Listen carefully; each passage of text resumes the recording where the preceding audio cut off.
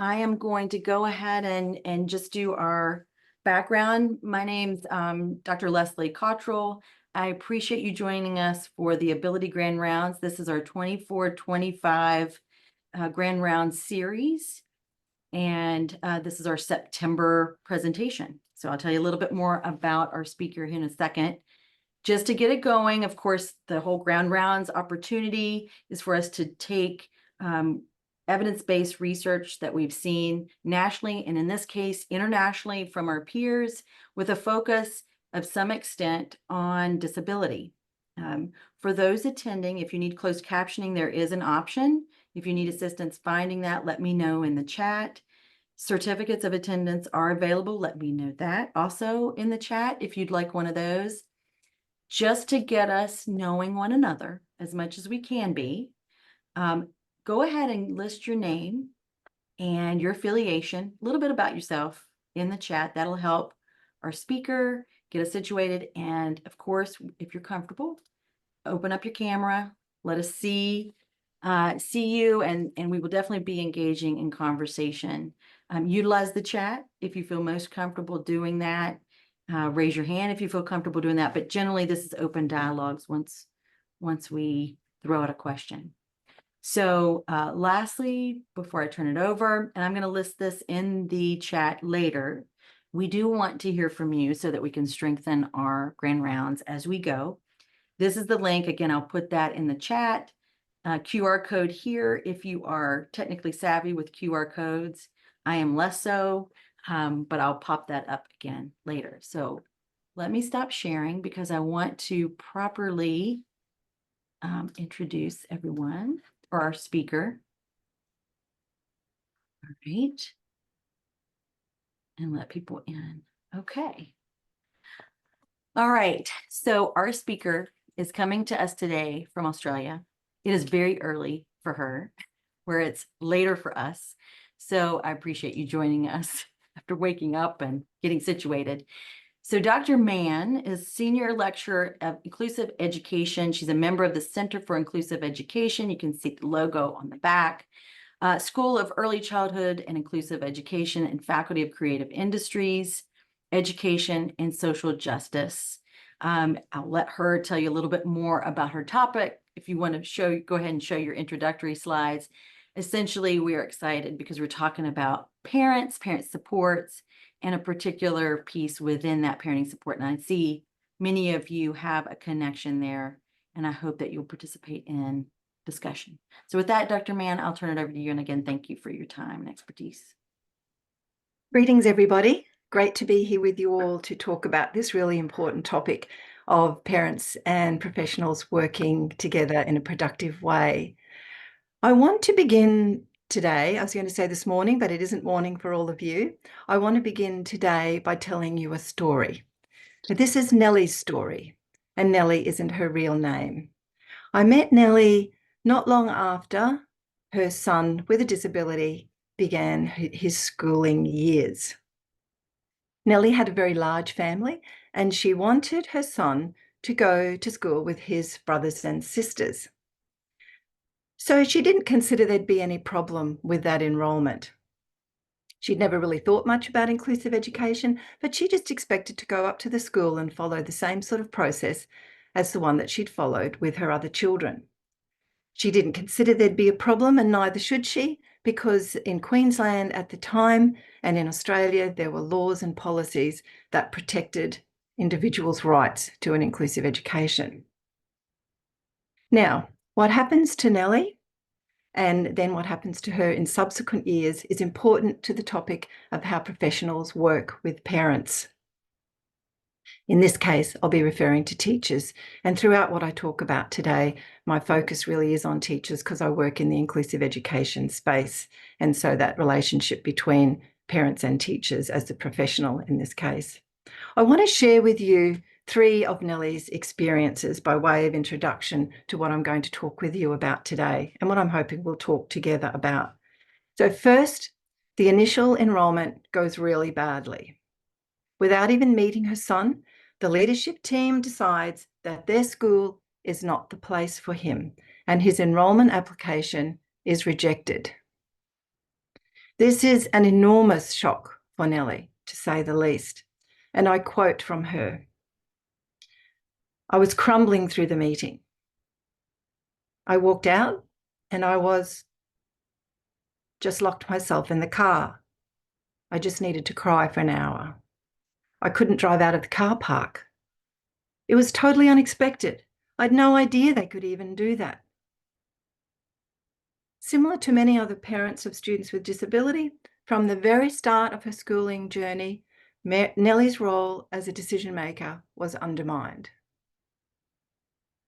Second, this rejection raises Nellie's blood, and she tells of learning very quickly about what she's going to need to do if her son is to have the education that she wants for him. She speaks of the courage that she musters and the fighting spirit that's stirred in her when her son's enrolment is rejected. Again, similar to many other parents, Nellie becomes distrustful of teachers and she begins to see her relationship with them as a warring one. Third, and this is my final example, with her new fighting spirit, Nellie does enroll her son at a regular school, at a different regular school, but finds there that the principal, the advisory teachers, the guidance officers, and even the teaching aides, which may have different names over there where you are, but that they're called teacher aides here, all of these people do not agree with her decision for her son to be there. So the pressure on Nellie to change her mind becomes unbearable. And again, I quote, "2 years in the mainstream just took the living out of me. They just pulled every string they possibly could. They were absolutely desperate to get rid of him. I got tired. I got tired. I got tired. Running out of arguments, battling a battle I couldn't win." Similar to many other parents who choose mainstream schooling, rather than finding herself in partnership with educators, Nellie finds herself alone and having to continually justify her decision and to shoulder the responsibility of making that decision and that enrolment work. Nellie decides at this point to withdraw her son from the school.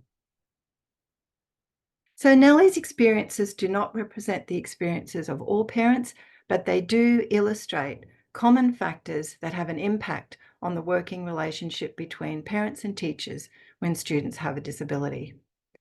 So I'm going to be talking about these, and hopefully you'll be talking with me, and other factors today.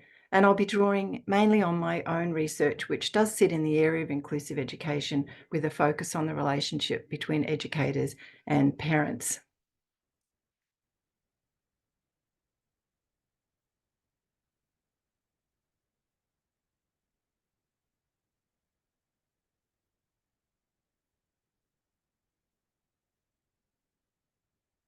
So before I get into talking about these factors, I do want to acknowledge the Turrbal and the Yagara as the First Nations owners of the lands where QUT stands and where I'm meeting with you from today.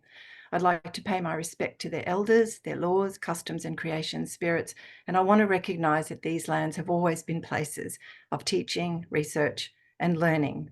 I'd like to acknowledge the important role that Aboriginal and Torres Strait Islander people continue to play within our QUT community.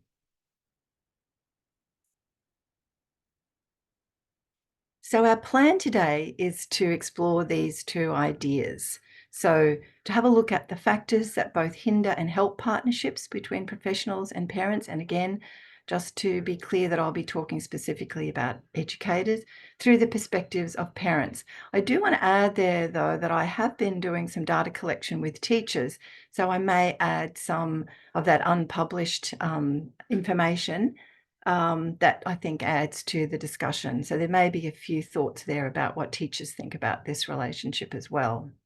I also want to spend a little bit of time thinking about the roles that parents and professionals play in working together for good outcomes for students with disability. So the information that I'm going to talk about today, it draws on research that I've conducted over quite a few years now, and I'm just wanting to draw on research that gives particular insights into the relationship between parents and educators. So this started a long time ago with some community research that was organised by a community advocacy organisation here, a parent advocacy organisation. And then I've done some research around parental decision making when students have disability and when special schools are an option. Here is the publication that tells the story of Nellie. This comes from some narrative research, and you might want to have a look at that if you're interested in finding out what happens to Nellie. All of these citations are at the end of the slides in case you're wanting to follow any up. I also looked into parents' decisions to transfer children from regular to special schools. With my colleague, Linda Gilmore, Professor Gilmore, we looked at barriers to positive parent-teacher partnerships and considered the different views of parents and teachers about this relationship. More recently, I've had a stronger focus on communication between parents and teachers. So the information that I gathered from parents, particularly thinking about the positive communication that teachers had with parents that really led to good partnerships, has been published here. And at the moment, as I say, I've just finished talking with teachers about their view of how parents communicate with them, which is really interesting. So that's not published yet, but I'm really excited about having a look at what teachers have had to say. And then more recently, and this may be something that you're interested in, I've had a look at the findings and recommendations from the Disability Royal Commission. So this has been conducted, I'll talk a little bit more about this later, but this was conducted from 2019 to 2023. So it finished up last year and the recommendations were handed out late last year. So this commission looked into abuse, neglect and violence and exploitation of people with disability. And it didn't just focus on education, it focused on a much broader sphere. But I was very interested to go in to have a look at the findings and recommendations regarding the role of parents. And so that's just been published quite recently this year. So I do want to talk a little bit about that. Okay, so let's get underway. So having a look first at what hinders parent-professional partnerships. And so in this case, the relationship between teachers and parents in an inclusive education context. So these aren't in any particular order. There's a number of factors that I want to raise with you this morning. And the first one is around the idea of a power imbalance between educators and teachers. So parents have consistently told me that they don't feel listened to by the educators that they work with, and they don't feel authentically included in the decision-making processes that are undertaken in the school. So this feeling of being the lesser partner or not having the same sort of power and decision making has certainly been a barrier to parents feeling that they can work productively with educators. Very much related to that issue is parents' description of how they have felt often coerced into a particular pathway for their child or coerced into making particular decisions. And sometimes this can be very direct or as in the case with Nellie, sometimes this can be through a more subtle sort of nudging towards a particular pathway or decision. So parents often say or indicate that they feel the educator voice is privileged in the partnership and that their views and voice is not heard or not welcomed or not included in the decision making. So it's interesting, actually, this difference between when it's actually direct coercion. So that might be, this is probably less and less, but certainly when I was first starting to do my research, parents would talk about their decision, as Nellie had, to go to a regular school being just rejected outright. So that can be direct rejection of parents' views and perspectives, or more recently, lately, because of how much more robust our policies and laws are becoming. So more recently, it is more likely to be that nudging or expression of disapproval moving parents away from their decision through more subtle means rather than outright rejection. So interesting, I haven't shown you this particular piece of work that I did, but a few years back, I worked with a parent advocacy group here in Queensland, and we put together a chapter on the story of their advocacy group and how the group came to be and the dynamics of that of collective advocacy for inclusive education. And it was interesting that the parents there told me that they felt it was easier in the past in some ways to advocate for an inclusive education because the rejection was more obvious, the exclusion was more outright. So there was something that was more tangible, I think, to advocate against. Whereas these days they feel that when the disapproval and the nudging and the pressure is more subtle, again, as Nellie described, it's much harder to advocate against that. So schools and educators are much more savvy about the laws and know that they can't really say you can't come to this school, but they certainly can indicate to parents in lots of other ways that they're not welcome there.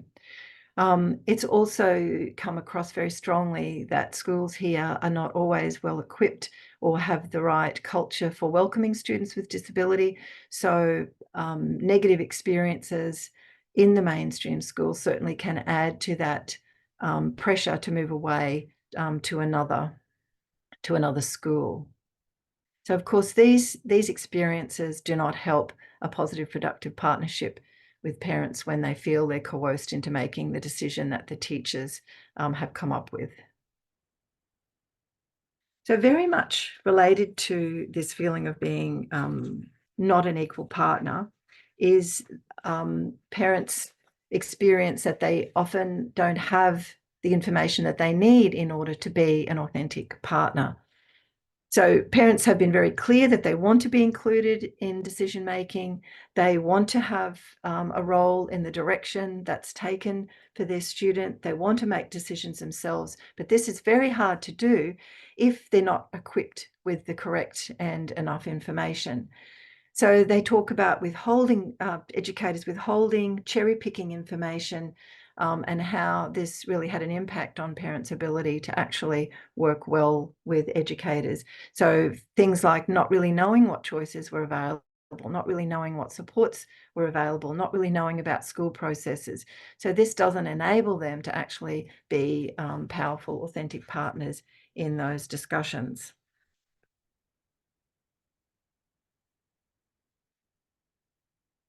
Part of this dynamic, I think very strongly, is the feeling from parents that the information transmission is one way. So a transmission model of working with professionals rather than a partnership model where the ideas and the perspectives of both partners are shared in a two-way process. So this is a very common experience that parents will talk about, and it's come up again, I think, quite strongly in the Disability Royal Commission, that sense that the information flow is one way. And this, of course, really supports that notion that parents feel that they're not an equal partner and that teachers have a position of power. So teachers feeling that the information they're providing is privileged over what information parents could potentially share with them. So a one-way transmission of information, a clear sign of a power imbalance that we talked about a bit earlier. Very much at the core, I think, of the factors that hinder the partnership between parent and professional is the very different context that they come from. So if we imagine, we don't have to imagine, but if we foreground the context from parents, they're talking about family, private business when they're working with professionals, and professionals are talking about work, public business. So we can immediately see the misalignment between what parents and professionals will be talking about and the comfort that they will have about talking about what they want to share. So there are very different perspectives in a number of ways. There's the context that teachers work in, so of course with lots of students that they're working on behalf of and working for, parents who are working in the context of and advocating for just their one child. We can see the tension that's likely to arise when parents and teachers have very different views, for example, about what inclusion means and what inclusive education is all about. We can see really different perspectives as well about what the concept of disability is, even, because for families, of course, that's a very private and family experience. And of course, they know their child very well as a family member, whereas teachers will see that concept of inclusion and disability from a professional point of view. So perhaps are more likely to think in a more medical model of disability and be looking at the problems that they need to solve and the issues that they need to deal with. So we can see a mismatch in the way that parents and teachers will be viewing this circumstance of disability and the child with disability. Parents and teachers can have very different views of what's best for a child. And again, the advocates that I spoke with and worked with on a chapter that I mentioned a little while ago, they did talk very clearly about one of the benefits of being in this group was that they were with other like-minded people who had similar views about disability and similar views about children and about schooling, which was quite different to what they felt the conversations were like when they were talking with teachers about this, who they found to be much more focused, and perhaps we can understand why, but tended to be much more focused on problems and issues to be solved and difficulties. So these different perspectives and views, of course, are not a good foundation for working well together, where there might be a lot of misunderstandings that will arise. Now, all of these things that I've talked about, the feeling coerced, the power imbalance, feeling like there's a one-way flow of information, not feeling like you're an authentic decision maker, having such different perspectives, all of these things we can see can lead to stress in this relationship. And both parents and teachers will talk about the stress that's associated with working in this partnership. They'll also talk about policies that don't help the partnership, so which add to the stress. For example, some parents in one of my studies talked about how they were forbidden from talking with the classroom teacher. There was only one teacher in the school that they're allowed to actually go and raise issues with or work with. So this was very stressful for them, because working with the classroom teacher was really important to them, because this was the teacher that was working with their child. So parents routinely tell me, and actually teachers have been telling me this too, that there is no appropriate space for them to meet in the school. So for parents and professionals to meet in the school. So that adds to the stress. So there may be formal meeting rooms, but appropriate spaces where everyone feels comfortable to talk. Also, people will say that time and availability issues are also problems that they have to deal with in order to connect. And all of these pragmatic issues add to the stress that parents and teachers feel when they have to work together.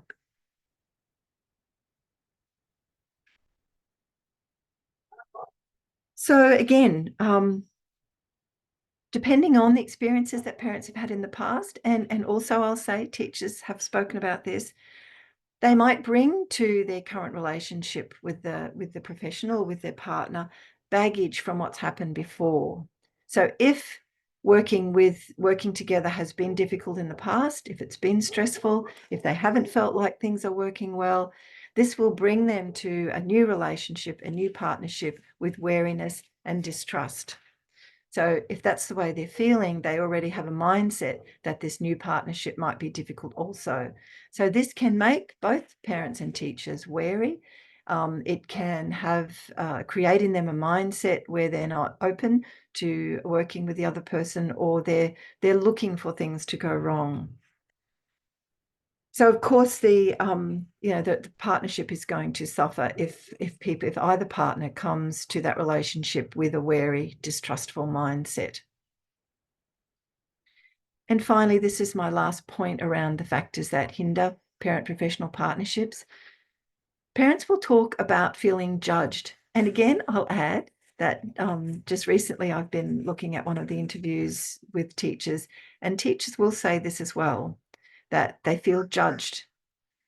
So adding to that stress, adding to that baggage, if you're coming into a relationship feeling like your partner is judging you, blaming you about what's happening, criticizing you for your perspective or your approaches, then that's not going to help the partnership to work well.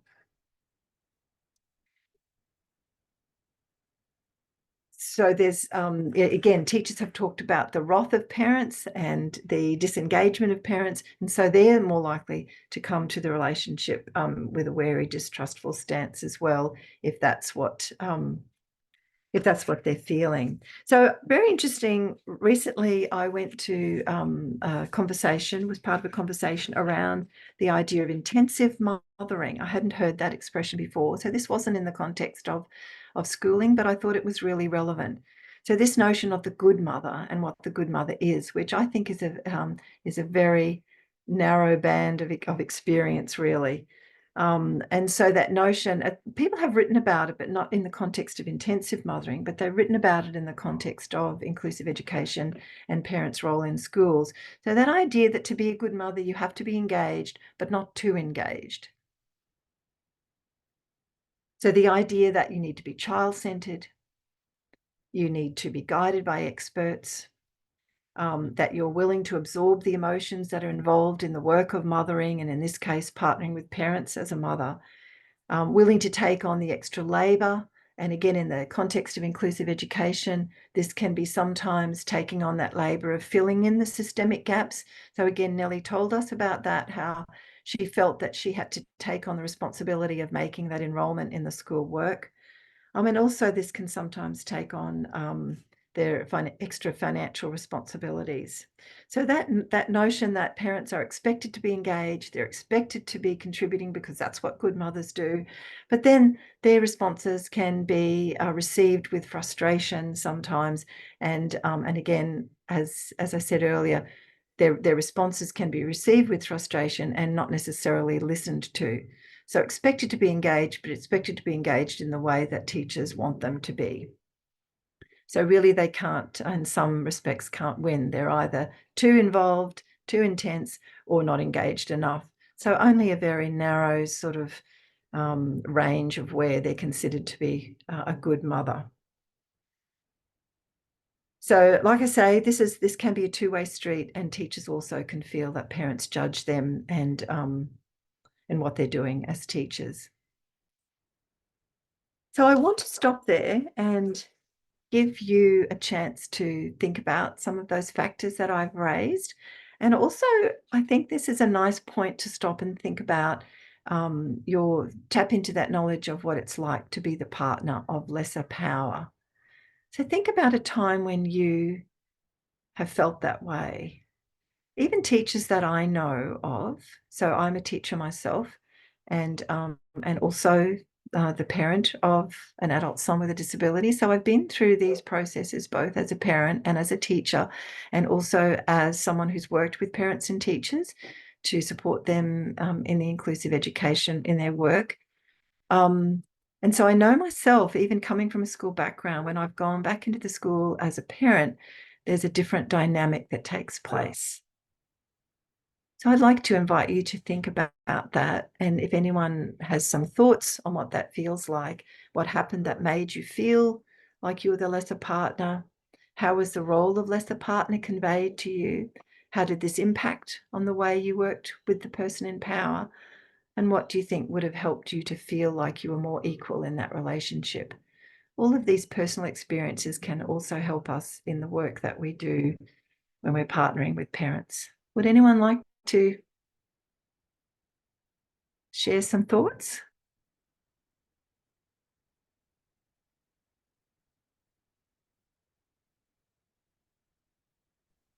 I can't figure out how to raise my hand, but I'll share some thoughts. Yeah, thanks, Mark.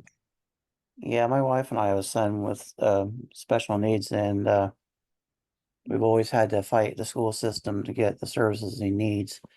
And we are always at a disadvantage until we started learning policies and going to seminars and stuff to learn school policy. And then we gradually began to feel more equal when we went into the meetings. We also contacted an advocate who's a friend of ours to attend a few meetings with us to help advocate for our son. And then they started dreading seeing us come to those team meetings at the school because they knew we knew what we were talking about. And still, he's not getting the services that he needs because we found out teachers really have just too many plans to read for their students, and they're just overwhelmed with just so many. And they often just don't read them, don't have time to read all of them and follow all the goals. Our son has like 6 goals that he's supposed to be working on, and in the last school year, they hadn't worked on really any of them, weren't collecting data on any of them, and therefore there's no progress to show on all of them. So, and that was the same all through elementary school, and now it's middle school, and so we really don't know what to do about that. They're just they have just too much work to do apparently. We also Yeah. found out that a lot of teachers just don't really know the policies themselves, how to write an effective, what's called an individualized education plan here is what it's called. They don't really know how to write an effective one and write effective goals. We actually wrote the goals ourselves the past 2 years. So I think there's a lot of education that needs to go along with both parents and teachers. Yeah. Yeah. Thank you, Mark. I think thanks for that story and for sharing that. I think you have lots of examples in your story of some of those factors that I've just been talking about, and how important it is to which I'll move on to now. So that's a lovely lead into what I'll move into now around what will sort of help this partnership between parents and teachers. But thank you. I think that does give more of an insight into the context with which parents and professionals are coming into this relationship, and particularly adding that context in more depth, I think, about what it's like for teachers in schools. And so while parents, as you say, are coming with the knowledge of their child, teachers are often thinking about a number of students in their classes, of course, all of their students, but a number of students with disability, and also those broader contexts of systemic supports and the professional learning that they need. So wonderful that the teachers are working with you on those goals. Certainly in my research, sometimes the teachers haven't received parents' views about directions very kindly, because they have believed that that's really challenging the teacher's professionalism. So it's great to hear. I think that sounds to me like your teachers are really open to working with you on goals and moving forward. So I will move on to start thinking now about what's going to help parent professional partnerships. And I want to start with this very important one, and this draws on the work of Michael Kendrick, and I've put the reference at the end of the slides. And so Kendrick talks about the natural authority of parents and where this derives from. So I think it helps the parent-teacher partnership when this natural authority is acknowledged and recognised and really drawn on. So Michael Kendrick talks about this authority as arising first from the love of parents for their children. So parents typically care more about their children, are expected to care more about their children. This is particularly important as this can be actually a protection from harm. We know that people with disability continue to experience harm, and parents' love and care can certainly be an antidote to that and a protection. So authority, first and foremost, comes from that love that parents have. It also comes from knowing their children well.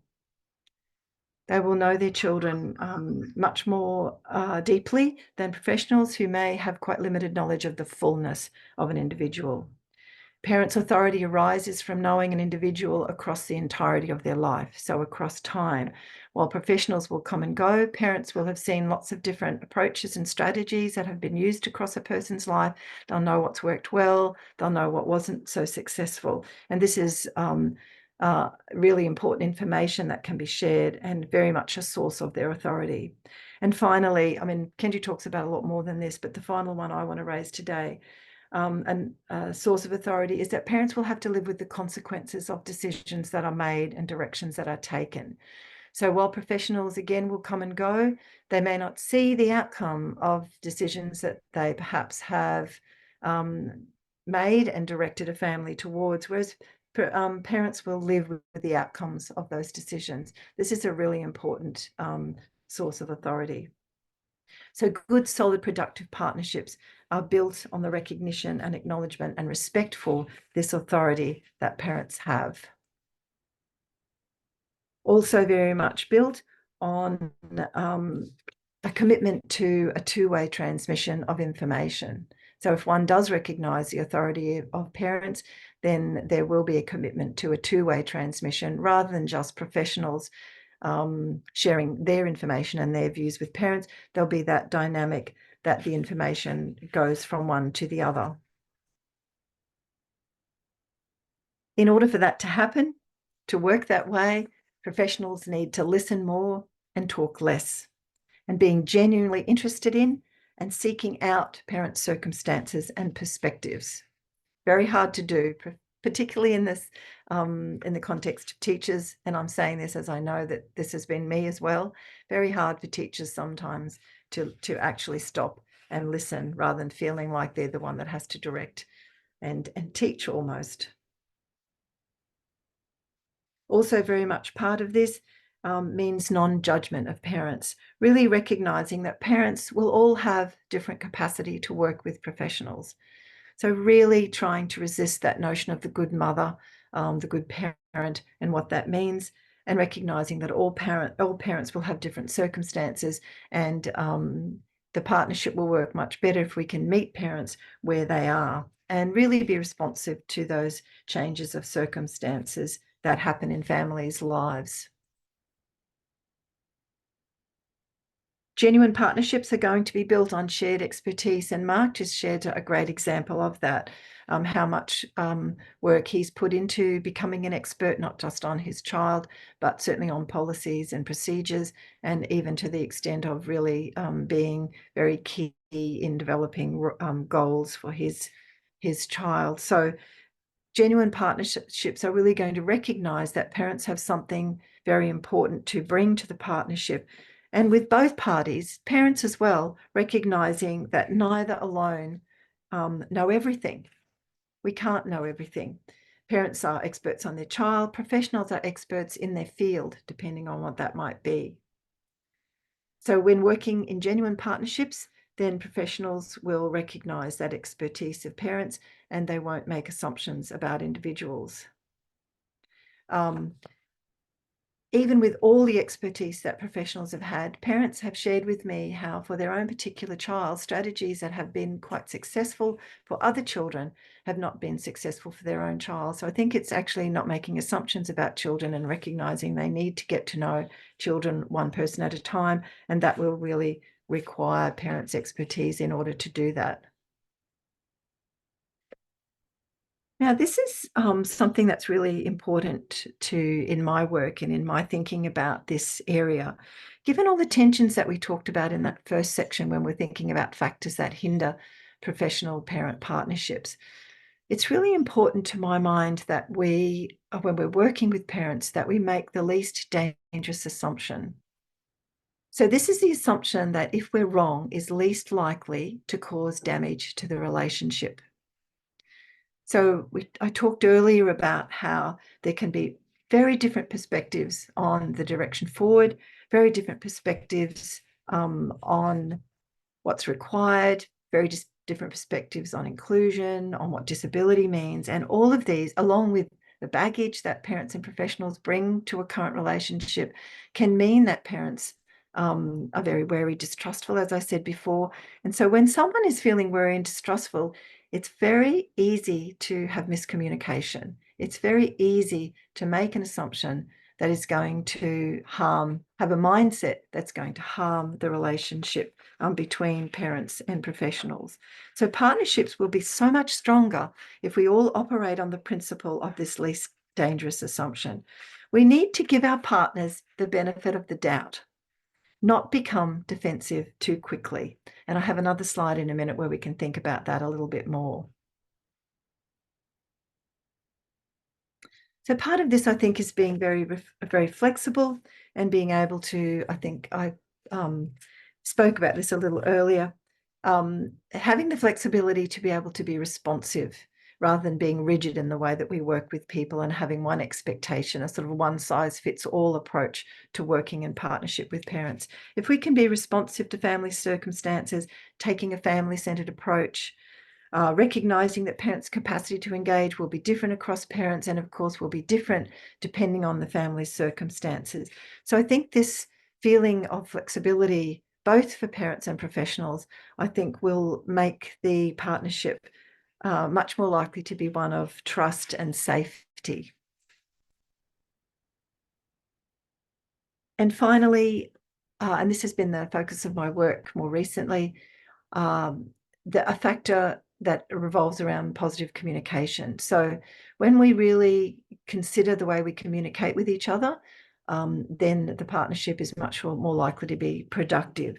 So the focus of my recent research with parents and with teachers has been what sort of communication is more likely to make the partnership positive. So what are the positive things about the way that your partner communicates with you that makes you feel like you can be and you want to be in partnership with them and you can work well with them?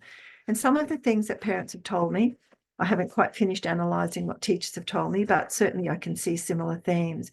Some of the things that parents have told me is around communication that is solutions-based. So not wanting to deny that there might be challenges, but not focusing on the problems, but focusing on solutions.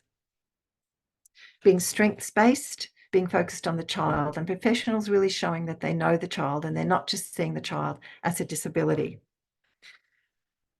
Communication where teachers have not been afraid to be vulnerable. So when teachers have been courageous enough, brave enough to say that they don't know all the answers, then many parents also feel safe to be vulnerable and to work in that space of vulnerability and work as a team, work together, to solve challenges that might arise and to be solutions focused around the way forward. The little things mean a lot to parents. Smiling, greetings, small talk, rather than always having to focus on really formal processes and big issues. Communication that's regular, but not too much. And also very much supported by leaders. So the circumstances around the communication that support teachers and parents to work well, especially when complex issues have to be discussed.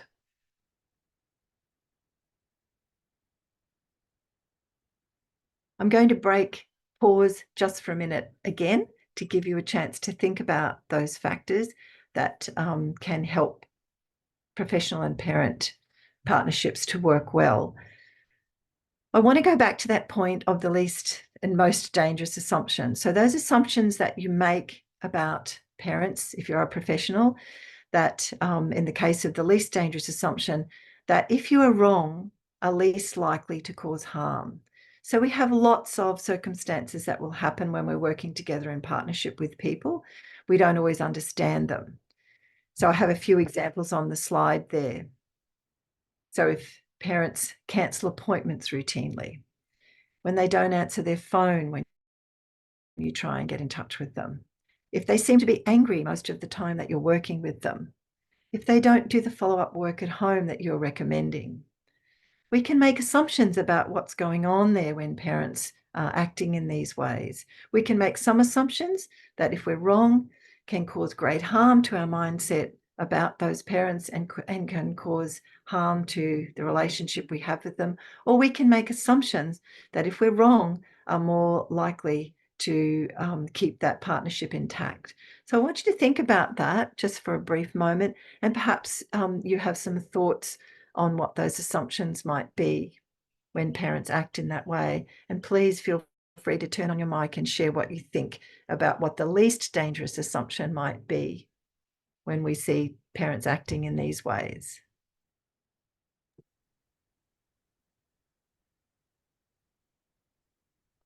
Could be they're just under a lot of stress. Yeah, thanks, Mark. We don't know what's going on for parents, do we? So if we make that assumption that they're under stress, then I think our mindset about what's happening there is a much more relational one. Anyone else's thoughts on this? So we often talk about how some other priorities might be be putting forth before they're meeting with us. So some basic need. Yeah. Yeah, thanks, Leslie. So what are some really dangerous assumptions that we can make that really won't help our partnership? They're not doing their part. Yeah. So I've certainly heard from teachers that sometimes they can jump to this conclusion and they can assume that parents don't care. They can assume that parents aren't interested in what's happening at school, they aren't interested in what's happening with their child, that they don't care, they don't want to be involved. So if professionals are thinking in that way, then we can see how that can really lead to a partnership where there's a negative mindset about parents and is likely to lead to less positive things happening in the partnership in the future. So I think we have to really, as I say, give parents the benefit of the doubt when these things are happening. And always be willing to have our doors open and being flexible to the changing circumstances of families. So I'll leave that thought with you and move on now to the last topic that I'd like to talk about today. And that's around roles. So those played by parents and also by professionals, but probably I'll be focusing more on the roles that parents play here and how they interact with what teachers do. So I want to start with the analysis that I did of the Disability Royal Commission and their findings and recommendations. So I talked about that a bit earlier. I won't go into that again. Just except to remind you that I'm particularly focusing here on the context of education. And of course, the Commission looked much more broadly at many spheres of life. So I was particularly looking at education and particularly looking at the Commission's focus in the realm of education on safe, quality, inclusive education for students with disability. And I was really interested to see what role came out of those recommendations and findings about what role did parents play in this facilitation of safe, quality, and inclusive education. So the role of parents was highly valued in the process of the Commission. Parents were seen as key players, so both as witnesses. So across all of the hearings where education was the focus, parents were key witnesses. Parent organisations were key witnesses as well, so advocacy groups. So the commissioners were really interested to hear parents' views on what was happening in schools for students with disabilities, and parents gave lots of testimony around that. Lots of evidence about what was happening in schools. Parents were also considered to be key stakeholders in moving forward and in working towards ways where better outcomes were expected for students with disability. So parents were named in quite a number of the recommendations around education. So the commissioners certainly saw parents as quite critical, the roles that parents play as quite critical to good things happening for students with disability. So in my analysis, I found that commissioners were interested in 3 key parent roles in this context. And all of these, I think, are pertinent to the way professionals, in this case, teachers, work with parents. And you'll see how the findings from the commission actually align very well with the research I've outlined so far today. So first, the commissioners acknowledged the key role that parents play as the person who chooses a school for their child. So they were particularly interested in the role of special schools in an inclusive education system. So they were particularly interested in the role that parents play in making choices between a special and a mainstream school. So this was acknowledged. A lot of conversation around parental choice, although there was evidence that many witnesses and those who made submissions, many witnesses and others did not unanimously agree that parents should play this role. There was a view that inclusive education is a right that should be mandated and it shouldn't rely on the choice of parents. So there was this mixed message about parents having this authority, but then a belief that no, this was an entitlement that was an individual's entitlement, not a parent's choice. The other key findings are around whether or not parents really do have a choice. Given all the tensions around inclusive education. And again, kept bringing into play the role of educators here. There was evidence that educators played their role of gatekeeper. So around rejection of parental choice for a school, and also in more subtle ways, similar to what I spoke about earlier. So lots of barriers to parents actually being able to choose the direction that they wanted to follow. Again, indicative of that power imbalance. So gatekeeping, nudging, poor practice in mainstream schools. So really there was a conclusion that it wasn't really a choice that parents could play, and that it was actually teachers taking on that role of which school students should go to. So a second role that came out of the Commission findings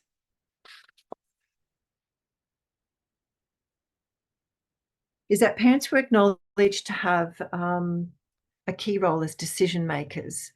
So it was acknowledged that collaborating with parents really enabled productive problem solving and effective support for students. However, the Commission also found there's extensive evidence of relationships that did not support that collaborative problem solving. Relationships were described as strained, adversarial, again with educators' role as decision makers clashing with parents' capacity to be decision makers themselves. There was evidence that parents were often asked to sign off on educators' decisions as opposed to being listened to and being part of the process. There was also evidence that parents were not informed well enough to actually play that authentic role as a decision maker. So again, this mixed message of, yes, we see that parents are important collaborators, but this isn't happening in schools. And part of the reason this isn't happening is because of the roles that teachers are playing that are overriding that role of parents as collaborators in the work of inclusive schools. And finally, a third theme in the Commission's findings and the recommendation, and this is one we haven't really talked about today yet, is the role of advocate. So it was recognised that parents were really important, because remember that the Commission was looking into violence, abuse, neglect and exploitation. So parents were recognised as being a safeguard. They were playing an important role in speaking out when harm was happening to students, so both for their own children and for other students. So it was acknowledged that this was a key role that parents could play. However, this role of advocate was often thwarted, because it was also found across the Commission that educators were not working as collaborators to address the harm, but were in fact resisting complaints processes, resisting the complaints that parents were making, ignoring parents' advocacy. And sometimes parents felt that actually they were punished when they spoke out against what was happening in schools. So there was that clash in messages, that this is an important role that parents played, but through the roles of educators as gatekeepers, and as I suppose the policymakers in schools were actually thwarting parents in being able to play those roles. So if we look at roles more generally, and I'm sort of really interested in this notion of the roles that parents and teachers play in schools, because I think sometimes the tension does arise. The tension does arise between parents and teachers, because I think sometimes these roles are blurred, which I think perhaps has come across already today in what I've been talking about. So I think both teachers and parents do play the role of teacher, for example, and both teachers and parents do play the role of carers they both care about children. So let's start with the teaching role. I think they're the two main roles. So parents are the first educators of children, and they often continue to take on that role of teaching, particularly when children have disability. They often continue to take on that role as teachers, even when they get into the school context. So I think there's a problem there when teachers consider that parents are crossing the boundary of what they consider to be their role. So where do those lines blur?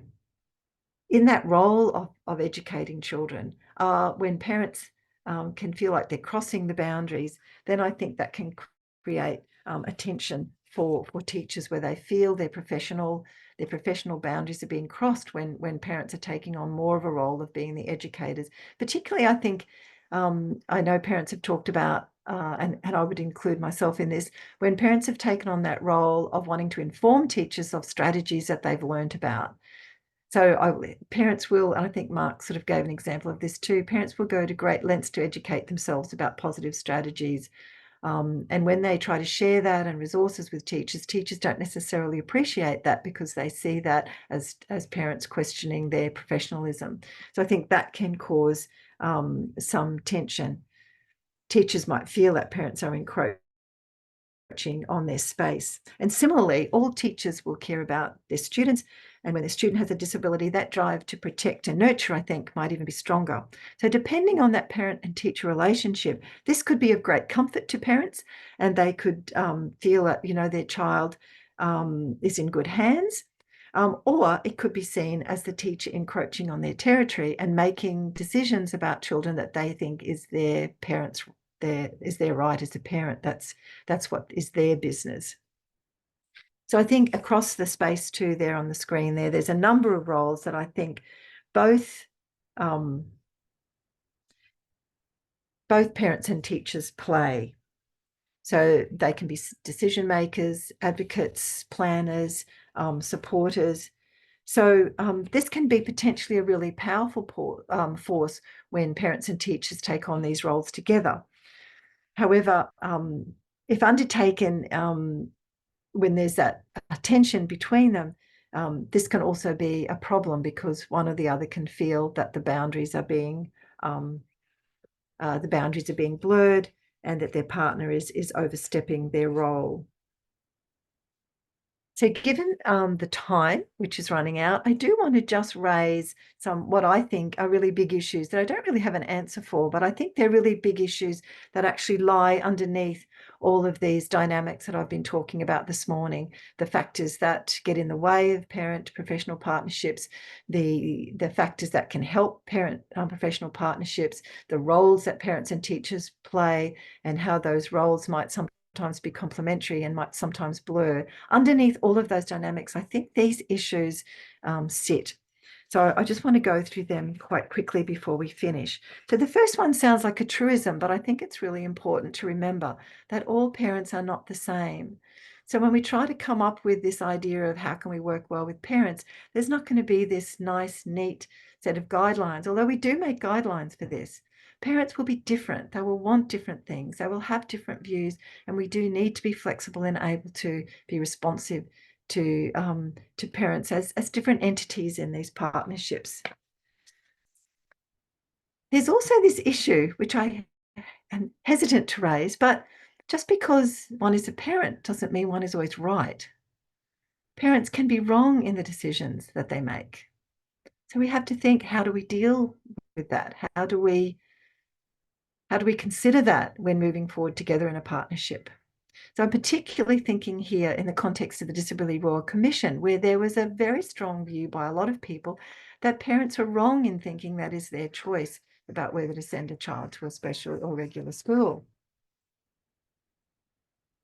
So when is parent entitlement more important than the individual right of the student?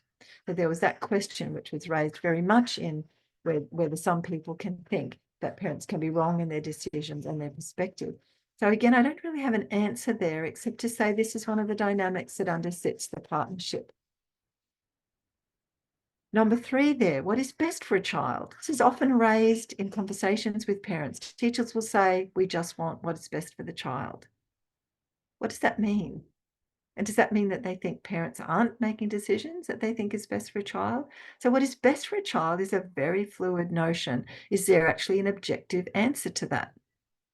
That can be very different depending on a parent-professional perspective, and again, on differing parent perspectives, different professional perspectives. So that dynamic of what is best is actually very tricky and underpins, I think, a lot of those discussions that parents and professionals have. Again, Number 4, a truism, but really important. We're all human beings. We all have feelings. And so we have to, I think, see that this underlies the relationship that we have there between parents and professional. We also all have very different levels of interpersonal skills and working through the complicated issues that are likely to arise when we're working and trying to build good lives for people with disability. That leads to the last point. We're not really taught about how to communicate in difficult situations. I'd like to just use a quote here from Harriet McBride Johnson, and the references at the end of the slides. So Harriet talks about the muck and the mess and the undeniable reality of disabled lives well lived. So when we're trying to work for good lives for students with disability, there is going to be the muck and the mess and the undeniable reality of that. So in trying to formulate a good life, there's going to be difficult conversations. We're not all very well equipped to have those difficult conversations. So not answers to those big issues, but I think they're issues that underpin this relationship and when we're working together, and we need to remember those big issues. So to conclude, just a few points there in my last slide. The parent-professional partnerships can be complicated. They're full of possibility. Of course, they're so important if we are to work for good outcomes for students with disability. So important, so full of possibility. What a wonderful partnership it can be when we bring together the expertise of both. But also for all those reasons we've talked about today, they can also be problematic. Differences in views, differences in context, differences in power, and of course, many other dynamics. I don't think there is one easy answer. I don't think it is clean cut, although we do have lots of guidelines. I think there is something definitely about being flexible and responsive in our relationships. And definitely for me, it's very much about working in relationship, about being non-judgmental, being open-hearted, being willing to give the benefit of the doubt, having an intention to connect. I think something about prioritizing the relationship rather than always being right. What do we do that preserves the relationship rather than preserves our expertise? When are we flexible? When do we bend? How do we preserve this important relationship between parents and professionals? I think this is like a dance of working together. We want to move in flow with each other. We want to be in sync. We want to try and not to step on each other's toes, although we really need to take turns in taking the lead. And I'll finish with this last quote with that lovely point from Norman Kunk, and the references at the last slide, this beauty of struggling with ambiguity. And that's where real connections get made. And here's my last slide with the references that I've referred to today. And that's our hour up. I'm not sure, Leslie, whether there's any flexibility if anybody has any comments or questions, or whether that will be the end of our session today. Thank you. Sure, thank you very much. So I'm just keeping track of the certificates of attendance, but does anyone have any questions for Dr. Mann? We definitely can make some time.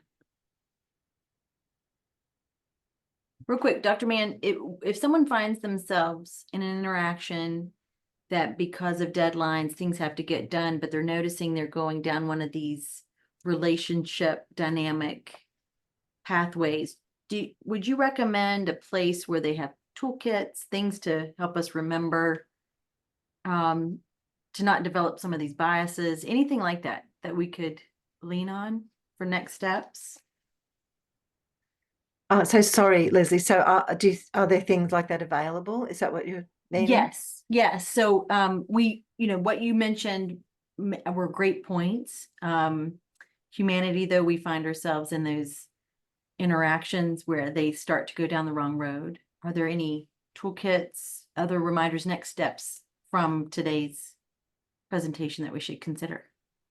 So I know here in Queensland and across Australia, actually, there's lots of different guidelines that have been developed by education systems, and also by our like the federal Department of Education. There have been guidelines that have been developed for working well with parents. I feel fairly sure that you would have a lot in your state systems there as well. I also know that in Canada, so I have done some work with Jackie Specht in the Inclusive Education Centre in Canada, and I know they're developing a resource for parents. So I could certainly send you, Leslie, I don't think it's quite finished yet, but I could certainly send you some information about that. We were just recently, actually, I was recently in Chicago, and we were presenting on this issue of parent-teacher relationships at the IACID conference there, and Jackie was talking about this resource that they're developing for professionals and parents. That So would I be, can send you information about that. thank you. Yes, that'd be wonderful. And if anyone else knows of others that they can share in the chat, please do that. We can share resources. Any other questions? Okay, well, we'll close. Thank you again for joining us early in your morning, Dr. Mann, and thanks everyone on the tail end of your days to finish this out. So have a nice afternoon or morning, and we'll see you next month.